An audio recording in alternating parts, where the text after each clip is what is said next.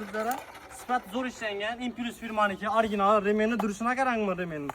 Shunda remellari bor, Impulse firma, komplektlar ham zo'r, sifat ham zo'r chiqqan. O'zida bir dona original diskisi bo'ladi, otikadoni bo'ladi, qarang. Bir disk emas, bunda 7 dona. Yana bir diskisi bor, ikkinchi diskisi, uchinchi diskisi. Keyin 4-diskisi. Keyin komplektning min diskisi ham chiqadi, 5 diskisi. Bundan tashqari 1 litr Nemeski Aptoli, chisti Germaniya Aptoli, Germaniya. Bu Aptoli. Bundan tashqari o'z ichida qo'lliqlari chiqadi.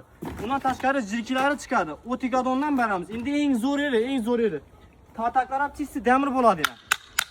Hech baratmaydi buni. Yana undan tashqari ro'llar ham pachimlikli ishlangan yana. Qolagan tarafiga burilaveradi ro'llar yana.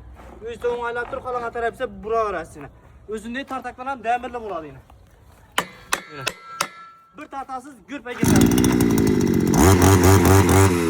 Bahasi 1 million 200 milyon, 1 million solib turgan otalarimiz skidkilar 800 milliondan qo'yamiz. Dastlabki O'zbekiston bo'ylab mutaqaddikin son chegaralanmagan bemalol zakaz etaverasizlar.